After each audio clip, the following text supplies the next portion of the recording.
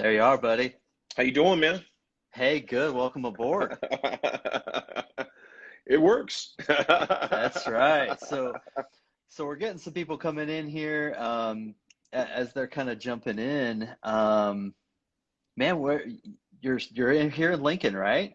Today? Yes, yes, I am, man. I'm going to be in Lincoln for the next number of days. It's funny. I texted you last week about doing this, and I thought, usually, AD and I are texting, and it's like, hey, where are you going to be?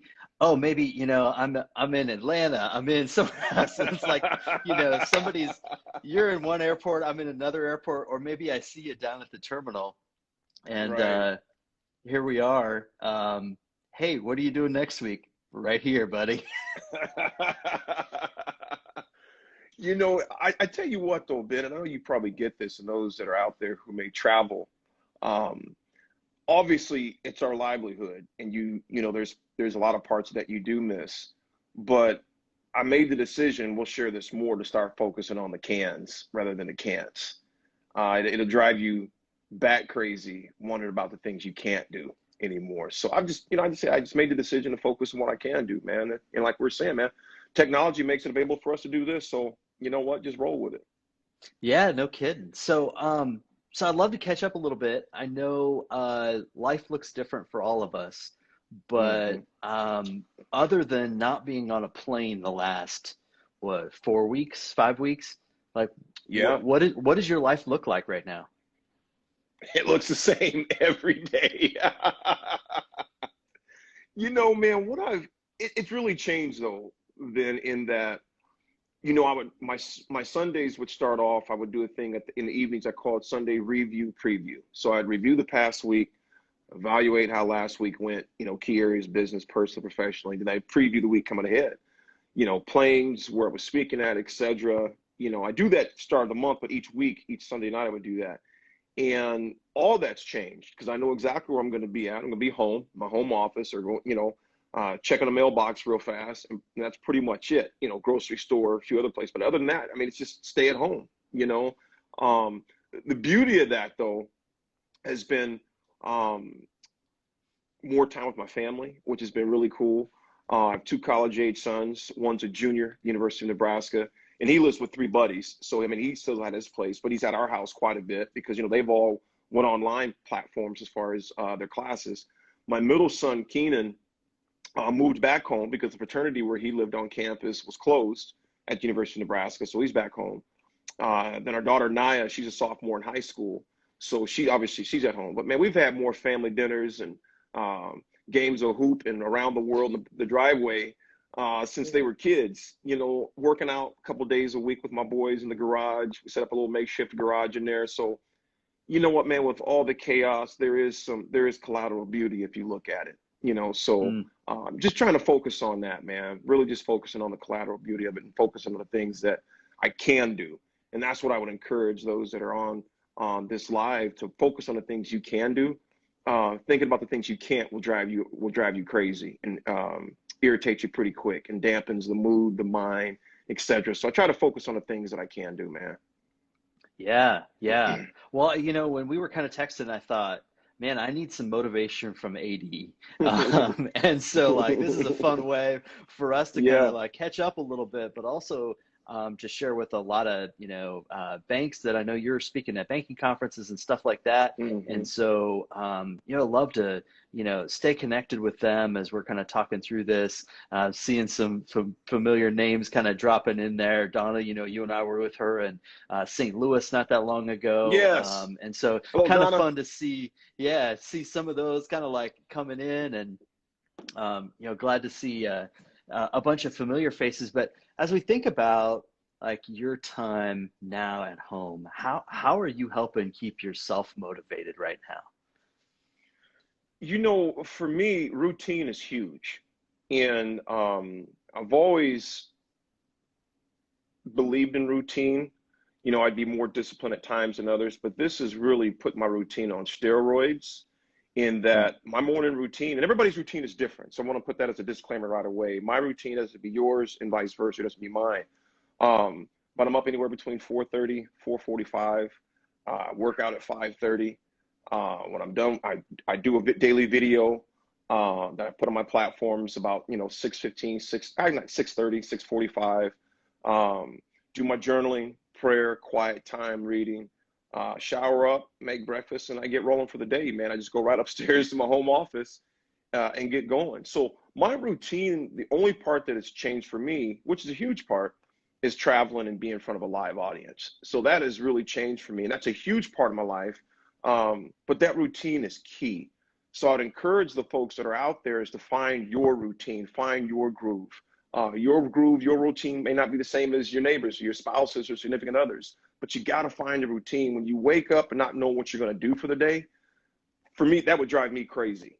Have a plan. I don't care if the plan is to, it's going to be a Netflix binge today. Do that, but have some sort of plan, Yeah. because without a plan, you can lose your wits pretty quick in this pandemic that we're facing. So the key thing is to have a routine and to stick with it. Obviously, you don't have to be, to where you don't do any deviate at all, but have a plan for the day, have something to shoot for towards that day. So for me, then routine has been crucial for me, my man. It's kept me sane.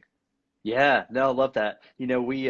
We've had this sort of thing that kind of happened that first week when everybody kind of went remote. We knew everything was going to change. Yeah. All of a sudden, like I started having a lot of calls with people that were saying like, "What do we do next?" And I actually had Hmm. a lot of calls where I said, "Well, you're having just trouble spotting the runway, right?" And they were Hmm. like, yeah, like we just can't spot the runway. And so one of the things we started doing is we started saying, hey, my wife and I, Amber well, we would Yep. say like, hey, let's stop saying when we're done with this, Right. and instead just embrace this as quick as we can. That this is where we're at, Right. and Right. that's really helped. Have you felt that sense of like, hey, when this sort of like next thing, when I get to go back to a conference, or when Hmm. stores are open again, have you kind of felt that tension? Oh, absolutely. And Ben, I think you nailed it perfectly when you said, hard to find the runway. Um, 5 weeks ago tomorrow, in fact, is when I realized I was not going to be hopping on a plane for the foreseeable future. Because they had the crowd sizes down to, the numbers begin to shrink, daily. It seemed like by hour they begin to shrink. And I couldn't find the runway. And as I told you, I took a few hours that Wednesday afternoon. I was pissed. I was mad. Why is this happening? I was having the best spring business wise that I had ever had, speaking, consulting, coaching, etc., and then just gone. And you said find the runway, man. I didn't know where the runway was even at, you know. But I took a few hours that afternoon and was pissed off, was mad. God, why is this happening? Why are we? I mean, all those things that we all can have. And then I made the decision that evening. I'm like, I'm done focusing on the can'ts. I'm going to focus on what I can do. I'm going to focus on still trying my best to uplift minds, hearts, spirits, because these are tough times, man. People ask, how do you do those videos daily? I need the videos that I post on my platforms more than anybody. I have dark moments. I have times where I'm frustrated. Um, Hence why I work out so dang much, in my garage, man. Either I'm gonna come out of this thing, look, I was, locked up in a bakery or in a jail cell, one or the other, man. So, I have those moments, man. I get frustrated too, but Ben, like you said, like to your point, I'm looking forward to those times when we can, but I'm also focused on what I can in the moment right now do. And I think that's one of the keys. There's many, but one of the many keys is live in moment type compartments, moment type compartments.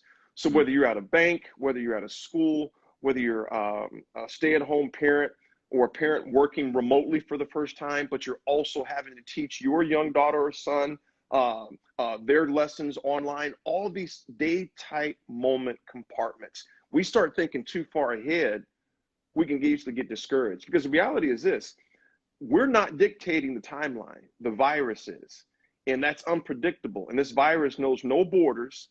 It knows no environment. It's going to do what it does. So we have to continue to be careful in the stay-at-home, shelter-in-place, etc., as frustrating as it may be.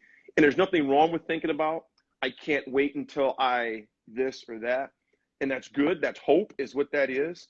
But also don't lose sight of the present and focus on the things you can do right now. Yeah, no, I like that. So, AD, one of the things, we talk about is, you've got such an infectious amount of motivation. And if people haven't watched your videos every day, I sort of like wake them up and, oh, there's an alert. Just behind the alerts of people making fun of me for my haircut. This alert from AD. Looks We were good, talking man. about this earlier. Yeah, I got my first Corona cut last night, so got it done, fresh cut with the Flowbee last night. So Amber did a great job on that one. Amber Um, did a great job. And Amber, if she's watching, I want you to know your laugh was so infectious, it kept me in stitches. hey, we got to find some ways to get through that. But your motivation every day. I just want to understand, like, part of what you're doing when you're pushing that content out feels like you're motivating yourself as the same time you're motivating me. And I just want to hear, like, where that comes from. How do you think about that every day when you're putting that kind of motivation talks out? You know what, Ben? And I do. I need it more than anybody else. Every morning, regardless of what your age is, but if you know the adults on this live and the students as well that may be on here, etc. There's a fight that takes place every morning. It's between you and your bed and that alarm clock. And somebody's going to win. I don't want to get beat by something that can't even move my bed, you know. So you got to get those small victories first. If you tell yourself you're going to get out of bed at a certain time, do that. Get those small victories first to get your day going. There's been plenty of mornings. And in fact, yesterday morning, Ben, I did not feel like getting up, man. You know, I ate like there was no tomorrow on Easter, what you're supposed to do. I still eat. I still enjoy life, and I'm going to do that. But man, I was sluggish on Monday morning. And mentally, I tell myself, who's going to win? You know, and I also think a lot back to my dad. You hear me reference my father quite a bit, who's my hero, man. My dad got up for 40 plus years at 4:30 in the morning. He was a janitor. He cleaned churches, he cleaned schools, he cleaned buildings, emptying out trash cans, mopping floors, and he did that every day, man. You know, Monday through Friday, and well, Saturday too. And he had a reason to get up. So it comes down to, what are your reasons? What are your reasons for wanting to get over this pandemic and to get through this pandemic and not just survive it, but thrive through it? Because that is possible to do, but you got to have strong reasons. My reasons is my family, man. You know, I want to provide for my family. I also want to continue to hopefully to inspire people to dig deep, to get those things they want to do with their lives, not in things, but in what they become as a result of striving towards those things, regardless of what their occupation may be. So you got to have a reason to get up in the morning. And if you are having a hard time with finding out motivation for the day, I always say go like this. You got a pulse. You woke up. And that's a blessing within itself, because eventually we're going to see our last sunset. And I don't want this pandemic to strip me of days, because there's not going to be a return on the days that we get. So the days we lose to this pandemic, and we can't look at it as we're losing days. We got to make the best of the days that we have. To those that are out there listening in the banking industry, man, every interaction, that you have, make it count. And right now, you're really seeing humanity rise up for humanity during this pandemic. So there is collateral beauty. So to go to your question, Ben, there's got to be reasons to get up in the morning, man. You got to find reasons to get up in the morning, because when your reasons are strong, you weaken your excuses. Excuses, I'm a great manufacturer at excuses. I can make up excuses real quick. Oh, it's cold outside. Well, bro, you working out in the garage. It ain't that cold out there, or, I'm tired. I can manufacture excuses with the best of them. But when your reasons are strong, you weaken your excuses. So you got to have strong reasons. Or as Simon Sinek has always said, it's got to know your why.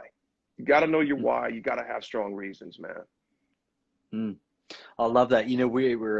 I was talking to some bankers this week that literally one of them stopped, and he said, he's kind of like in the middle of a sentence. He goes, as weird as this sounds, he goes, I feel almost like what I'm doing right now has this amount of patriotism that I've never had before in my work, because I'm literally feel like I'm helping save so many businesses that are right on that edge. And Hmm. so like I feel like he's got that motivation, but at the same time, he's going, then I'm getting text messages like 10, 11 o'clock at night from bankers who are like, I'm exhausted. Yeah. Um, so what are your words for those? Like I think we have both extremes and in the same person. It's like I'm feeling Yeah. purpose, but like I'm exhausted from giving so much. Um, Hmm. what advice would you have for those people that are feeling exhausted? You know, it's easier, I'll say this. It's when you're pouring into people, in your organization, in your teammates, in your family, we can pour a lot. But if you're not taking time to let somebody pour back into you or taking time to pour back into yourself, you will be overcome by this pandemic. I mean, that's not if, it's a matter of when. And so what I do, I have many retreats. For me, it's my garage. It's, at 5 o'clock today, I will go back in that garage and I will get another, I call it an evening pump session. I just clear my mind. I turn up my music and I just lift. That's for me. And I read a lot. I journal. I got my notes right here. I journal a lot. I try to spend time in prayer, asking God to give me wisdom, to give me insight. But you got to spend some time pouring on yourself, because if you don't, you will tap out. And I'm not talking about willingly. You will shut down mentally, because there's only so much you can do when you're trying to serve people. And all of us, regardless of what our role or titles may be, whether you're a teenager, a banker, you're in a credit union or at a bank, community bank, big bank, a parent, a student, whatever, you got to spend some time for yourself to replenish, to rejuvenate, and refuel. Because if you don't, there's a quote that I love. It says, if you don't take time for your well-being, you'll be forced to deal with your illness. If you don't Mm, take time for your own well-being, you will be forced to deal with your illness. And I've had to find that out the hard way, in my past. And it's still hindering me to this day, because I didn't slow down. I didn't do things the right way. So you got to slow down, as you're working with purpose, and you find a purpose, and you're actually working with people, because during this deal, especially in the banking world, you are saving people's livelihoods or help them maintain their livelihood. I mean, for some, it's putting groceries on the table. For some, it's keeping their lights on, their electricity. So all those things are a great purpose, but you also have to be purposeful for yourself. Because if all you're doing is serving other people, but you don't take time for yourself, you will burn out. And mm. that's just a fact. So you got to take some time, to replenish yourself as well. I've found it's funny because I found some grace in this kind of like in this environment that I sort of like work a bunch, and then there's some moments where like last week I mowed a putting green. I sent you a photo of it. I mowed a It was putting green in my it was backyard. off the chains, man. I loved it. So, and I just like lowered my mower down and mowed it around. And like it would be one of those things that like a month ago, like Amber would have been like, what are you doing in our yard?" And she's like, "Hey, that looks kind of good." So then I stuck a flag and a hole in it, Yeah. and somebody asked me, they go, "You actually put that out there?" I said, "Yeah, a month ago she would have said no way." But you know what? Nope. Right now, I'm out there chipping in the backyard, and she's like, "That's great for you to spend like he needs that time out in the backyard, just It kind of was being an idiot." therapeutic. Um, Therapeutic. but no, I appreciate like kind of where you're headed in that. And the other thing that I was thinking about when you were saying that is I know you've been through that spot where all of a Hmm. sudden you were called back, um, where all of a sudden you kind of hit that moment where you'd spent too much time without refueling.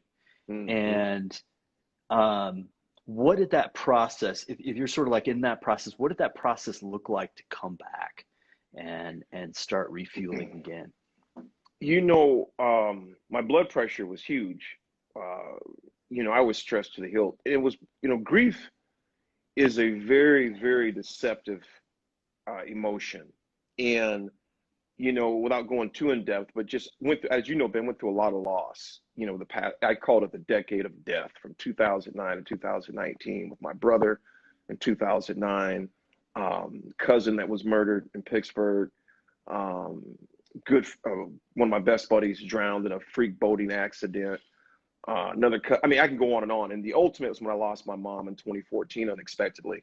And that one about sent me over the edge. You know, I'd get on stage and smile, everything's fine. You know, I was in a dumpster fire, man. I wasn't doing good in any area of my life. Um, but would just manufacture up a smile and everything's fine, but everything was not fine. And you get to the point, my mom, I remember when my brother Pat was killed, and she said, and she seen just the way I was handling it was not wise at all. I remember her saying to me, she says, "Boy, when I die, don't you dare get in this grave with me. Don't you Mm-hmm. dare get in this grave with me," because I did mentally for a long time. And you got to get to the point where you're sick and tired of being sick and tired.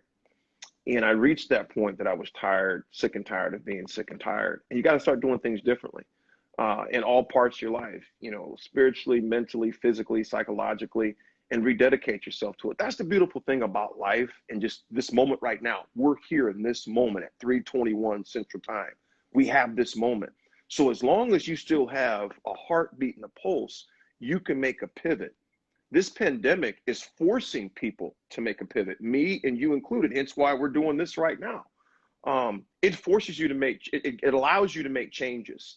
And that's the beautiful thing about life, that no matter how rough it may be, and someone said on the chat earlier, Ben, that it's a bend in the road. And I think that's an awesome way to look at it. It's a bend. Road doesn't end, and we're just going a different direction. Now you can just stall there and say, I don't want to go that way, and that's okay.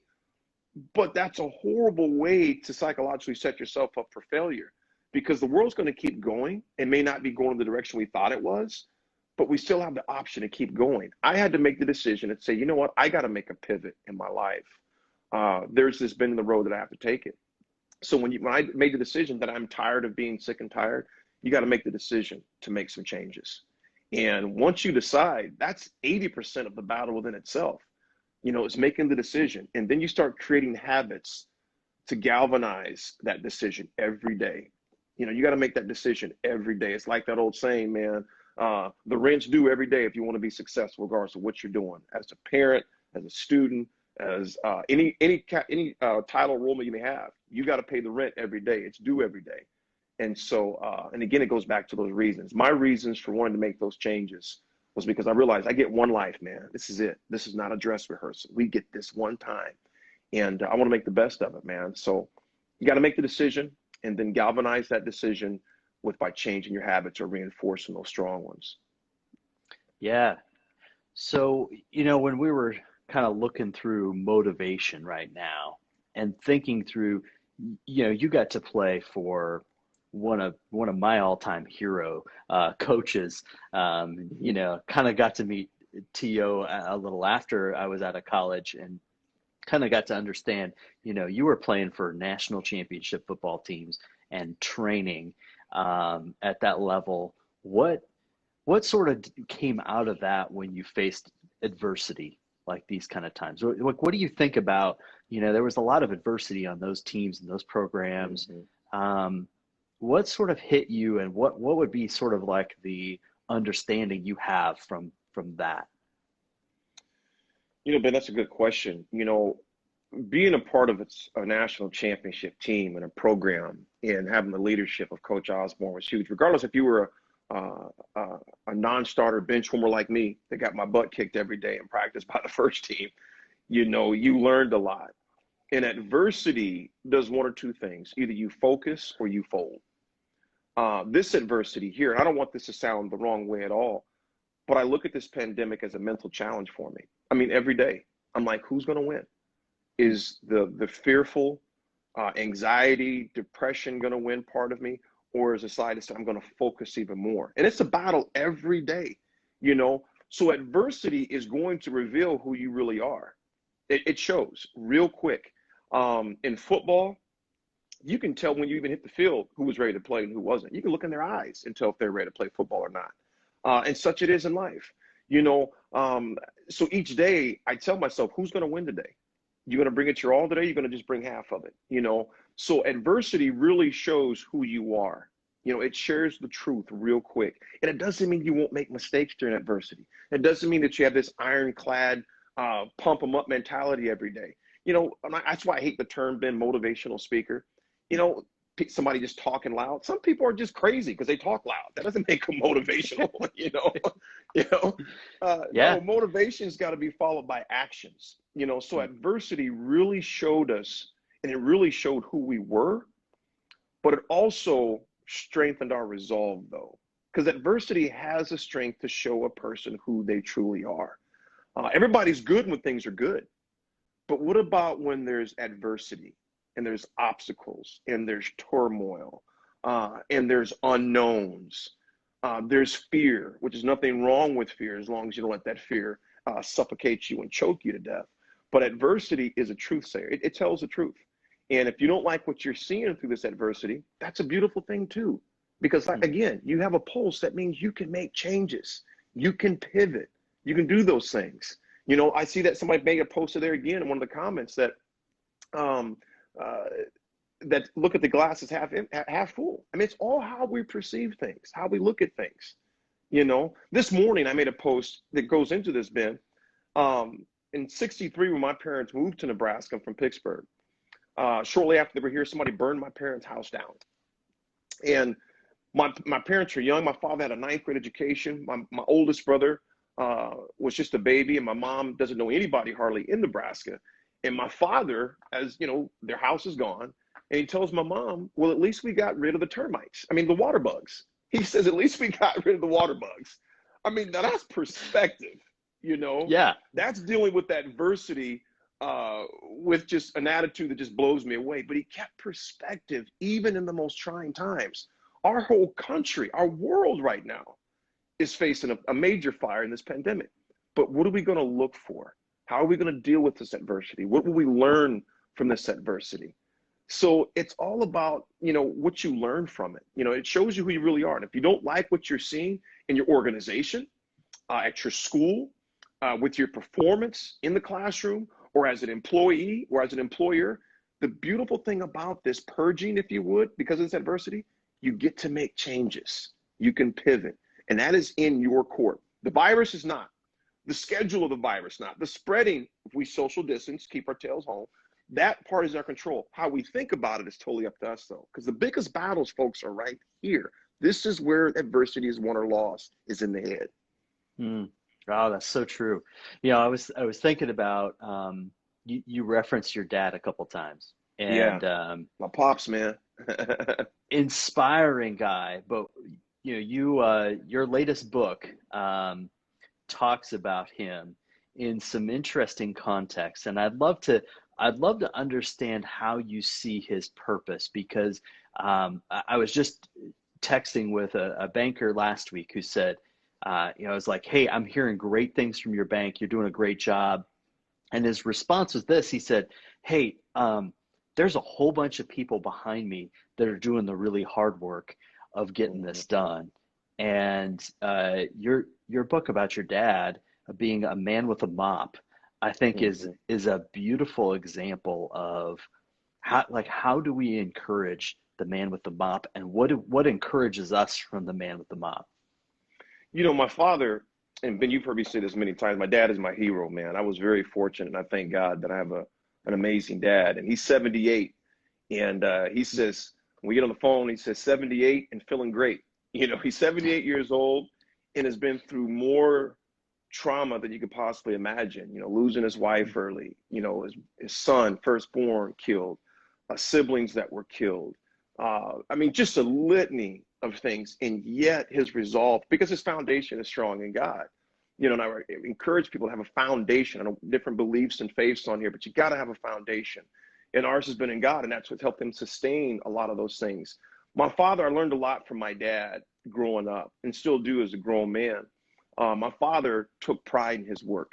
You know, here's the janitor. Society would say this guy has the lowest job that you would have, but no, he didn't look at it that way. He took pride with every brush of that mop, every stroke of that mop, every window, every mirror in the bathroom that was wiped down. He did it with pride because he realized this building, this bathroom, this hallway, this trash can is going to represent my work. And then more importantly, the outside, the windows that were washed down, no fingerprints, that was the front door of that company and that organization. So he was going to make sure that those people that they brought, when they brought their customers into that place of business, it was going to be spotless, because he realized that company name was on that front door, and his name was on the door in the work and the pride that he showed by cleaning it. So those people that are on the front lines, some of the bankers, maybe the commercial lenders, the private bankers, the teachers, regardless of what your role may be, but in the banking world, they know they're not doing their job as well as they could if they don't have the support back from their administration team, from their administrative assistant, from the different departments, from marketing, from accounting, from all the different departments that make a bank successful, that make a company successful, that make a school successful, an organization successful. So all of us are standing on someone's shoulders. So although one person may get the award, it's many people who help them get that award by doing their jobs well. At Nebraska, you know, we had plenty of All-Americans, but they'll be the first to tell you that without the scout team guys that were running those plays of the other team for the upcoming opponent, they wouldn't get a good look. So such it is in a bank. You know, if you're not there to process that, and banks right now, you guys are just getting absolutely waylaid with this, you know, with the stimulus package, with the payroll protection, et cetera, all those documents that have to be signed and processed. That's not just one person doing it. That's a litany of individuals that are making that take place. So it's truly a team effort. And the best way that we could recognize a team approach, Ben, is let them know that you appreciate them. That's the key thing about recognition. First of all, there's two factors. It's got to be timely and it's got to be meaningful. It's got to be timely and it's got to be meaningful. You don't wait until someone's been at your place for 30 years and you give them a Seiko watch and a rubber tree plant and say, thank you for your service. I mean, that's ridiculous. Yeah. You know, you need to find moments to give high fives, a quick email, a quick text, and more importantly, a handshake or a pat on the back and a smile, and be specific about it. Thank you for doing this. Make it timely, make it meaningful. Coach Osborne would give out Scout Team Player of the Week plaques. Scout Team Player of the Week are the guys like myself that were on the practice squad. Every Monday, he gave out a plaque. It said there was a quote. He did it in front of the whole team. And then he says, thank you for what you did during this week in practice. And he was specific about it. He didn't wait until the team banquet in January to tell us something we did good back in October. It's no longer timely and it's less meaningful. So the best way to recognize your fellow teammates is to make it timely and to make it meaningful. Because guess what I did that Monday afternoon in practice when I got that plaque? I'd go out and bust my tail off again because it was appreciated. People leave jobs for more money. Yes, they do.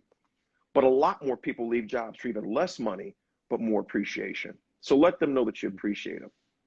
I love that. No, that's a beautiful answer. When we think about this nature, you know, last week we had Greg Harris on a little webinar where we were chatting about employee engagement, and you know, he has surveyed 50 or 80,000 you know, financial institution employees, and he came back and said, hey, in the last 3 weeks since adjusting, the hardest demographic to adjust was the under 30 crowd.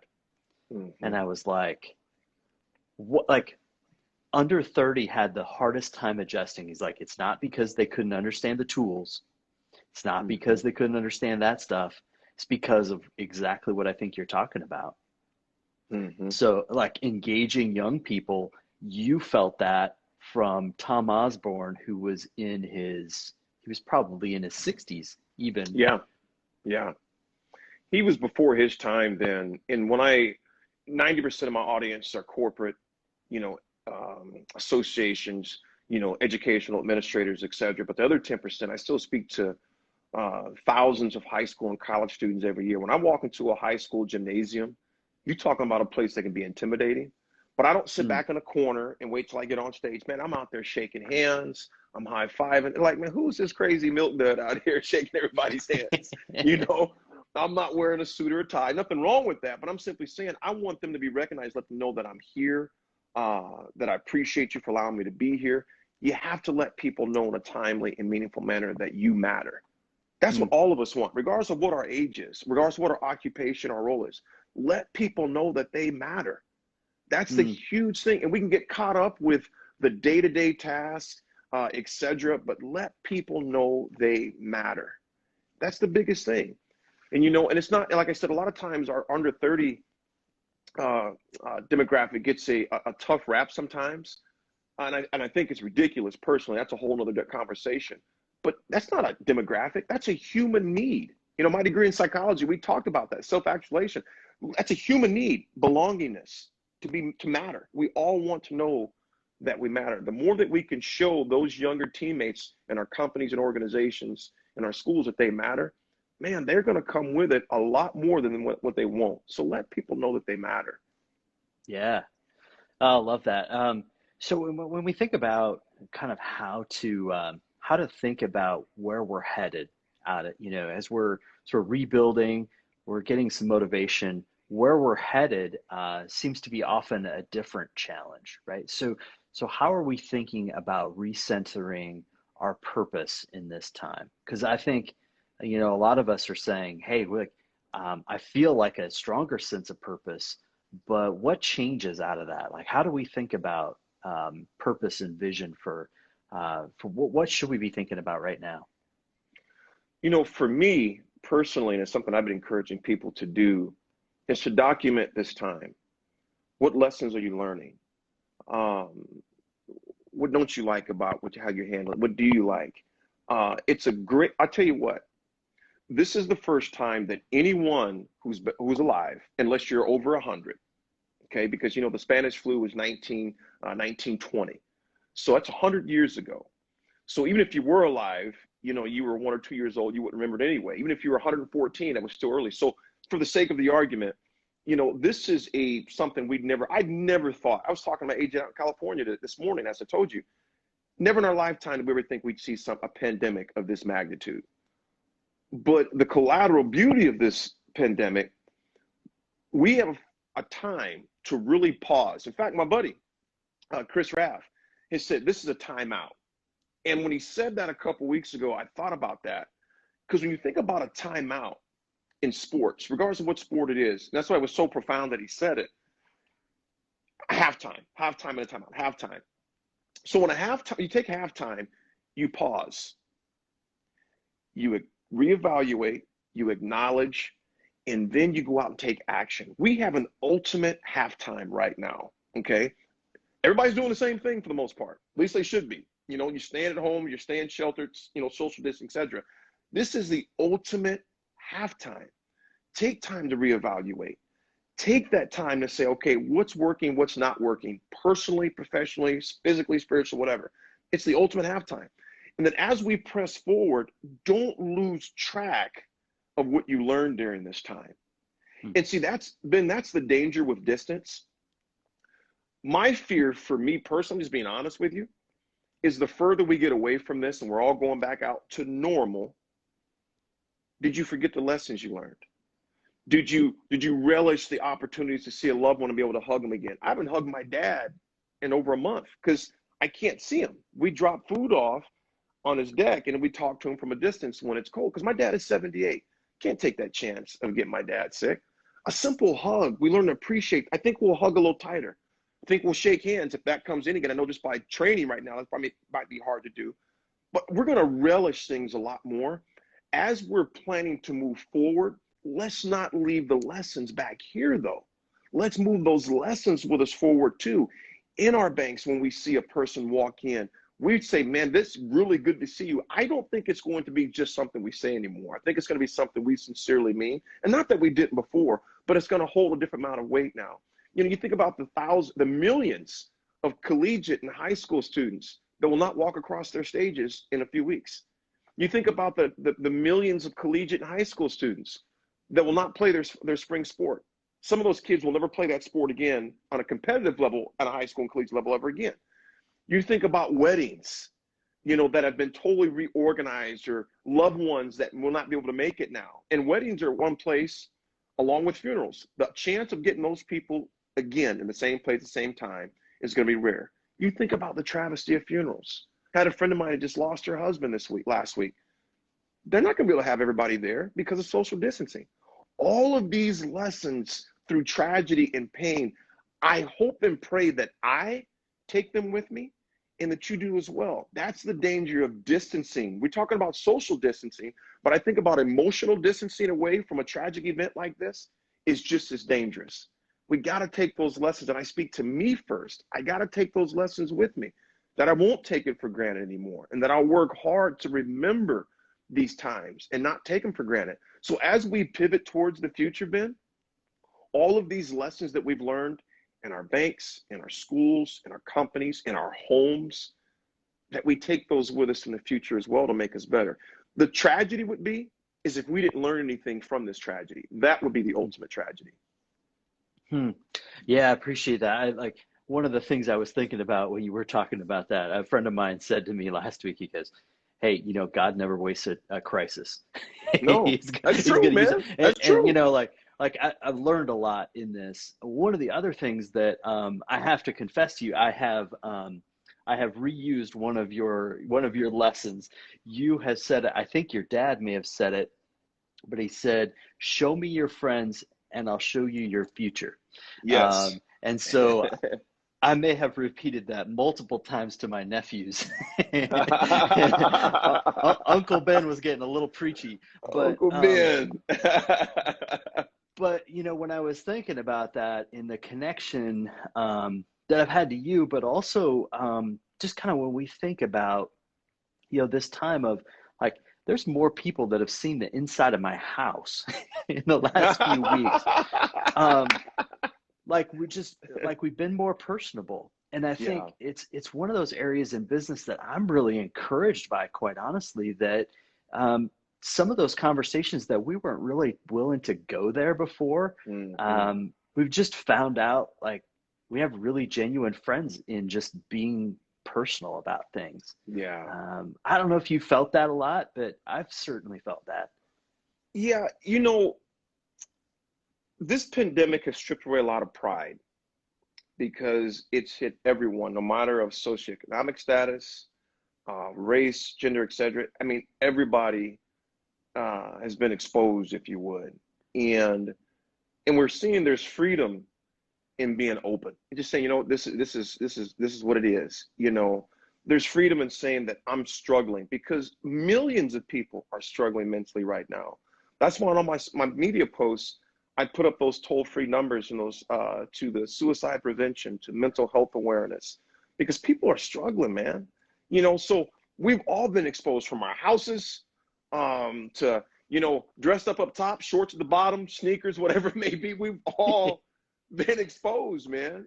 So this thing is not segmenting anybody out. We're all in this thing together, man. So there's a beauty in just saying, this is who I am, this is where I am, and we realize we have more in common than we do differently. And that's why, Ben, I say, man, everybody teach their own. I don't post anything about politics or about this person should have done that. No, no, no, no, no. To me, how can we uplift each other? Focus on the commonalities, because that's how we commonly get built up. So yeah, I just try to focus on those things, man, and just say, this is who we are, and let's rise above it together. Because that's the only way, and that is the way that we're making it through this right now. You look at our frontline responders. My wife's a nurse. You look at these nurses, these doctors, the paramedics, the firemen and women, our law enforcement, our truck drivers that are still going up and down these highways, delivering the goods, our pilots that are still in the air delivering goods. There are so many other factors, and it goes back to basically the genesis of this talk, Ben. How are we encouraging those who don't get the recognition, who we think these things are all just happening? No, there are so many people, and we're doing this together. So we got to focus on that, man. Yeah. No, I appreciate that. And just thinking about that, you said focus on the commonality. And one of the things I was thinking of when you were saying that is, it used to be like 5 weeks ago, like every time I would have a conversation, we were trying to find that common ground. And like, it's not that Mm, hard to find it right now. no, Like all of no. us have tried to find toilet paper. All of us have tried to like, we're ordering groceries online. We're dealing with, just like we're all in this very same thing. And so as a marketer, it makes it a whole lot easier to communicate. Yeah, But as a person, as a human, it just makes it so much easier, it feels like, to connect. And so yeah. I don't know how you felt that, but I felt like, just it's helped to unify us in one way. Ben, I think it really has. And, there's that old quote, man's inhumanity towards man. And I like how we've made humanity towards humanity displayed throughout this pandemic. I mean, we've seen some amazing displays of humanity. You think about this, even before the ordered shutdown in various parts of the country, you had companies and organizations and stores and businesses that were shutting down because they were concerned about humanity. You know, I look at our gym, you know, Farrell's Extreme Body Shaping here in Lincoln, Nebraska. You know, Jeff and Nicole, she's we've been out of there for well over a month because they were like, we don't want to take that chance. We're not going to put profit over people's health. Now, by no means am I knocking anybody who decided to stay open. They made the decision, though, for them and for us, that we want to help nip this thing in the bud as quick as possible. You know, you're seeing people go to their neighbors who they haven't, and I'm guilty of this. You know, I can pull my garage, wave at the neighbor, and keep going and get in the house. Man, we're actually out from a social distance, might I add. We're talking. You know, last Saturday here in town, as you know, Ben, it was 70 plus degrees. Man, you would have thought there was a parade. There were parades of people walking their dogs and waving them across the street. You know, and it's usually we're such a hurry to get going. And now we're seeing people actually have conversations. It's obviously across the street or 6, 7 feet away, but people are talking. You think about people going to pick up prescriptions for neighbors who don't have vehicles. You're seeing people help people pay their rent or their mortgage because they don't have those funds in quick enough. I mean, the number of examples of humanity is just mind blowing. In New York City, I mean, they're singing songs outside their condo and apartment windows when the healthcare workers come home. I mean, it just blows me away, the insanity of kindness and insanity towards humanity that we've been showing. Those are the things, Ben, I don't want us to lose when things return back to some parts of this normal. Some parts of normal, I hope we never go back to. Mm. You know, we've had these conversations at our house sometimes about affluence sometimes creates a disconnect, right?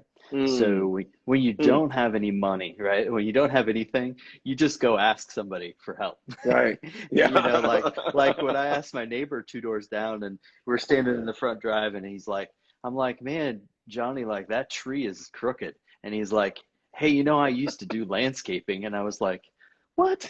And so he comes over and he fixes it. And like, all of a sudden, like we have a relationship because he like fixed my tree and now it's straight up and down. Like, but like when we have that separation, sometimes we're like, my tendency would have been like, look, I can call somebody and they'll come fix my tree. But like just that act of being, you know, asking somebody for help creates that relationship. And where I think, you know, we're in financial services where a lot of people are asking us for a lot of things. And I think there's some great ways for us to even ask them for some things. And it might not be, you know, might not be financially, but we're seeing some cool ways where, you know, asking some of these small businesses, hey, you know, maybe we see a way that they can succeed. Maybe they can still deliver me some food. Maybe they can, you know, help me. And, you know, Amber and I are driving to this like neighborhood coffee shop that we're so focused on trying to keep Dennis in business that we're like, hey, like, how can we work with Dennis to like, you know, make this work? So I think about how do we sort of craft those things, but just asking people for help. Man, it builds a lot of trust. It builds a lot of trust. And then we have I think a unique opportunity, a unique time, again, to show that we do support our fellow human being, fellow neighbor, fellow business, our family members, etc., by doing those things, you know, going to that local coffee shop to help them out, that grocery store, all those other different business entities are out there. And and bring it back to your point with the banks. There's a lot of things they can do to help you and vice versa.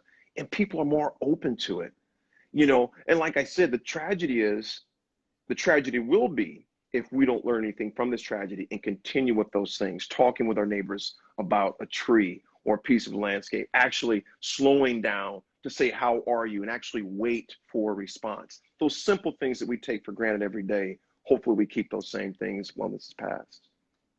Yeah, no, I love the way you're headed in that, Aaron. And so your latest book, A Man, a Mop, and a Plan, is that right? It's called Wisdom from the Man with the Mop. Wisdom Mm. from the Man with the Mop. And that'll be out later. What we're planning on, it was planning on being this month, which it still possibly could be, but nevertheless, it'll be ready within 30 days. Absolutely. Wisdom from the Man with the Mop. And if they follow me on social media, I'll be posting a lot of stuff on there about that as well. Well, I'm excited to hear. I'm excited to get to read it, but you've been sharing so many tips from that and your motivations. If people are kind of jumping in the first time, like where can they get where can they get more of Aaron Davis? They'll get on and be like, look, I'm tired of this dude, man. No, if you go to Aaron, my website is aarondavis.co, and that's aarondavis.co. That's 2 A's. On the social media platforms on Instagram, it's Aaron Davis Attitude Expert. Aaron Davis Attitude Expert on Instagram. If you go to my Facebook page, it's just Aaron Davis Presentations. Again, that's Aaron Davis Presentations. And I post a lot on LinkedIn as well, daily on all these. LinkedIn, of course, is just my name, Aaron Davis. So Cool. again, Instagram, Aaron Davis Attitude Expert, Facebook, Aaron Davis, and on LinkedIn, it's Aaron Davis as well. And I post those every day. And folks, I'm telling you, there's some days that I'm actually working out. I'm thinking, just thinking, praying, meditate. What do you want me to say today? What am I going to say today? So I journal a lot, capturing ideas a lot, listening to a lot of people like Ben's, who I consider just brilliant. And I mean that, Ben. I learned a lot of stuff from him and his teammates and his wife, Amber, as well. They're very good friends and just brilliant, good human beings, good people. So every morning there's going to be something on there. That is I'm dedicated myself to do that every day, every day to put something on it. And hopefully if it uplifts one person, then it's done its job. And I truly mean that. Well, I can raise my hand and say at least one person has been motivated by that coming out every day. I appreciate it, brother. I've needed it. Our lives don't look normal. I feel like I'm working more hours, but I'm not moving very far, and we're not meant to be sitting in the same spot. So, there's certainly, mental and just, different challenges we've been working through trying to figure out like, hey, what happens when I sit in the same spot? Like, how do I sort of, work my way around that? So we all need strategies. It sounds like your strategy is the garage, doing a little pump up. One of mine has been I've started labeling the rooms around our house. So our home office is now that's now called the conference room. So if I meet with like more than one person on a Zoom call, that's where I go. I love it. If I do one-on-ones, I do them there's a chair over there that I sit on. And what I do is sort of, I'm breaking them out and pretending like that's a coffee shop. And but you'll see on my LinkedIn, I shared about it. I was like, I can't remember what happened from one Zoom call to the next, because I used to go to the conference room. I used to go over to the coffee shop. So I'm recreating them in our house. I love it.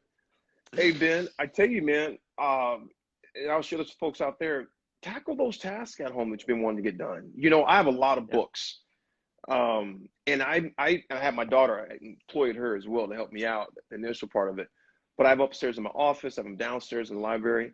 And I took all the books out and organized them by genre and by topic. And man, when I'm like a kid, and I know that's something to some people like, what? I love it. I sometimes go in my home office and I just look around, just smile, just, like, Mom, what should we read this evening? I love it. I got them all segmented by genre, man. I love it, from business, marketing, culture. I love it. So that was one thing I did that I felt some accomplishment. So find something to do to where you can see the results. So those are quick wins. So that was one thing, Ben, but to your point though, that was something that was so gratifying, man. It was something that didn't take a lot of time, and it's really simplified my life quite a bit, man. I love it. Find those quick wins. So much good advice today, Aaron. We'll be posting this out onto YouTube and everywhere else. But I'll be catching up with you sometime soon here too. Hey, Ben, no more haircuts. You're gonna be looking like me, man. That's a good floaty cut there. Yeah. Love it, buddy. This is permanent. Love it. Thanks, brother. Hey, thanks, man. Hey, you bet. You guys have a great one.